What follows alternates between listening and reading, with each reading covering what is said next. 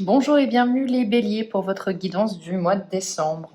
Alors, on va faire une guidance. J'ai voulu cette guidance plutôt courte avec les messages de fin d'année et dans l'idée de vraiment se dire qu'est-ce que le mois de décembre a encore à vous apporter, à vous faire comprendre pour bien démarrer une nouvelle année 2023 qui, je l'espère, sera plus profitable au monde et à vous-même. On est parti. On va regarder les messages pour les béliers pour décembre. Alors, on a la protection. On a se nourrir, l'aligner et on a voir. Alors là, c'est intéressant. Vous avez 4 cartes pour moi qui sont tournées, je pense, vers vous, vers vous-même. Il n'est pas question d'extérieur, il n'est pas question de rencontre pour l'instant. Dans ce jeu, c'est vraiment vous protéger peut-être des attaques des autres, des critiques des autres. Oui, du côté un petit peu agressif de l'extérieur. Donc, on vous demande de vous protéger, on vous demande de vous écouter, on vous demande d'observer peut-être les réactions, d'observer peut-être les situations, de vous mettre en fait d'un point de vue d'un narrateur un petit peu... oui, d'un narrateur simplement. Vous n'êtes pas le personnage, regardez la scène se jouer, c'est ce que je perçois. Dans un second temps, vous avez quand même besoin de vous nourrir, donc vous avez besoin de faire des choses qui vous stimulent intellectuellement, qui vous stimulent peut-être aussi au niveau des goûts, hein, de l'odorat, des 5 sens, mais j'ai plus cette notion de j'ai besoin de faire quelque chose qui me nourrit intellectuellement. Peut-être que vous vous ennuyez, peut-être que vous avez fait le tour en fait de la question ou de la relation. Il y a quelque chose qui n'est plus stimulé. Et là, on vous dit, trouvez quelque chose qui vous stimule. Avec l'aligné, on a cette notion aussi de transmission. Peut-être qu'on a envie de transmettre un savoir, hein, le fait de vouloir transmettre une passion à quelqu'un. On a peut-être aussi cette volonté de vouloir aller de l'avant, de vouloir peut-être faire un enfant. Ou il y a cette volonté vraiment de transmission. On va continuer avec quelques cartes supplémentaires.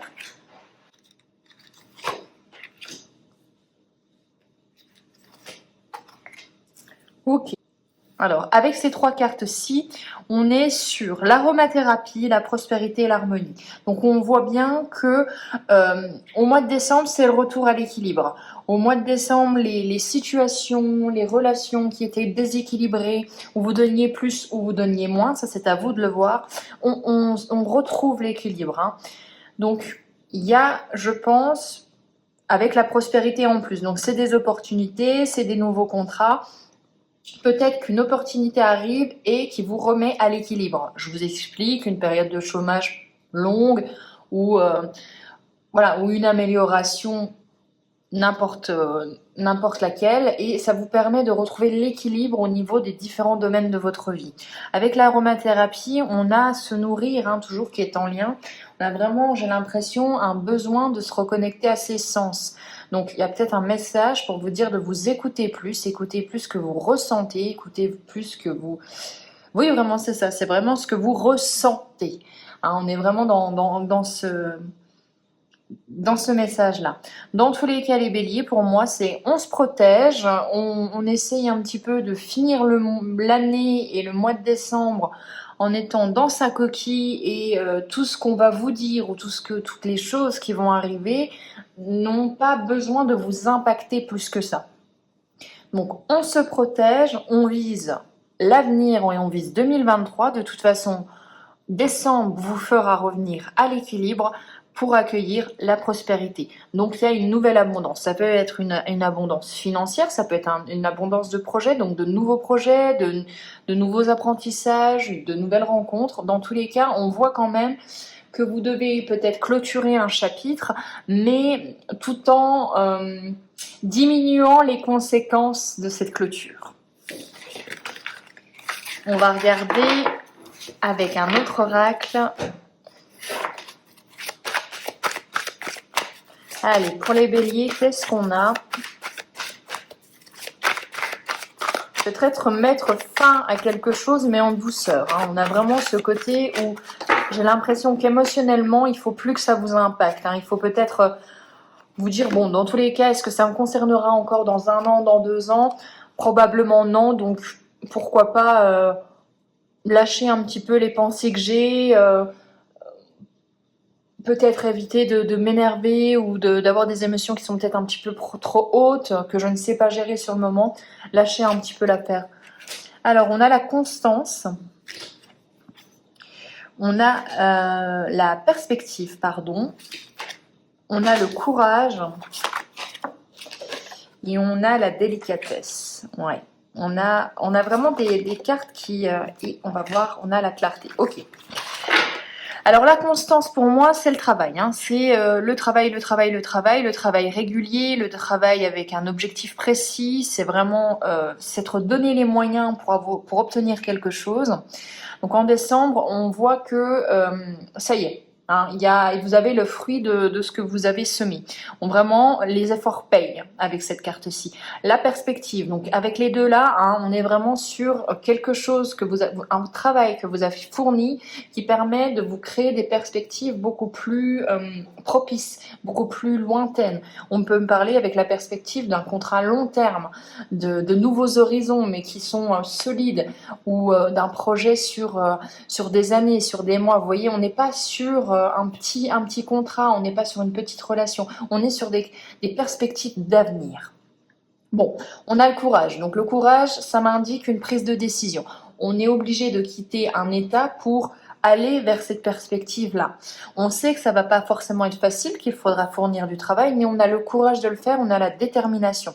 Avec la délicatesse, il y a cette notion quand même de se dire, voilà, si on doit me prendre une décision, essayons, avec la délicatesse, hein, d'être, comment dire, j'allais pas dire, me venait en tête hypocrite, mais c'est pas ça. Plutôt, voilà, d'essayer de partir sans perte et fracas. Essayer de partir en toute amitié avec tout le monde. Donc, voilà, c'est vraiment cette notion-là. On est délicat, on ne fait pas de vagues, on s'en va. De toute façon, on sait qu'on s'en va, ou on sait qu'on a pris cette décision.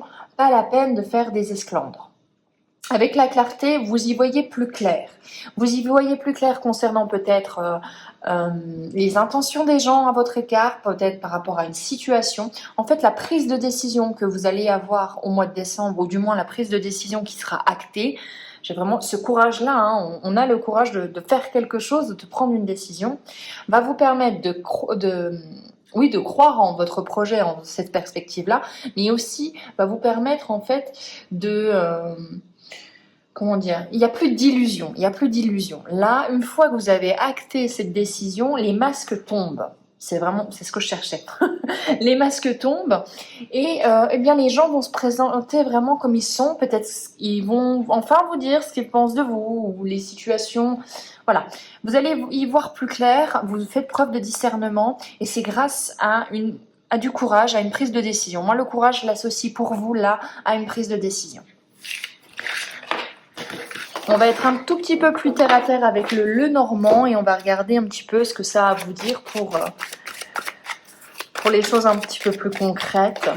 J'aime bien l'utiliser pour ça. Et on finira. Je pense que le message est clair. Hop.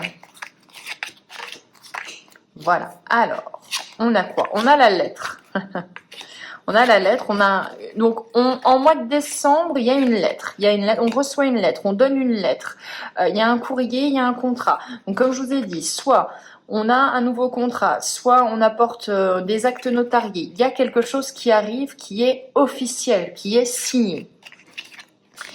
Ok, qu'est-ce qu'on a d'autre? Et c'est au cœur du mois, hein, donc il y a vraiment une lettre, un document officiel qui va vous apporter, qui va être important pour vous, pour votre mois, qui va un petit peu définir l'odeur, la saveur de ce mois-ci.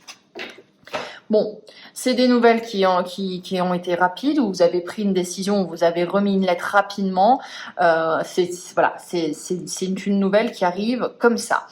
On a quoi d'autre? On a des échanges. Donc, suite à ce contrat, on a des réunions, on a des rendez-vous, on a des pourparlers. Il y a peut-être même des rumeurs concernant je sais pas, ce nouveau contrat, cette promotion.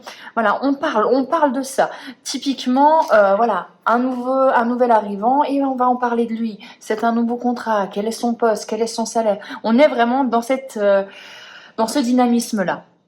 Donc on parle de ça, on parle de ce document que vous allez recevoir ou que vous allez donner. Alors on a quoi d'autre? On a l'été, le jardin et le nom. Là on voit pour moi qu'au niveau de la communication, au niveau des liens, il y a eu un grand non. Donc il y a vraiment eu peut-être une rupture d'un lien avec quelqu'un.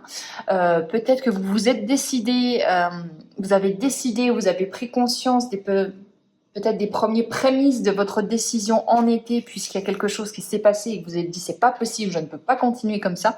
Mais là, pour moi, je vois une rupture de lien en été, l'été dernier. Je le ressens vraiment comme ça et en plus c'est tout à gauche, donc on est vraiment sur du passé. Voilà, on a décidé que c'était suffisant. On a décidé de dire stop. Avec le chien, la confusion, l'incertitude et l'intuition. Alors là, avec les nuages, c'est des petits soucis passagers. Avec cette notion d'amitié et de loyauté, de soutien, il y a vraiment cette sensation, peut-être j'ai ce mot qui me vient de déception.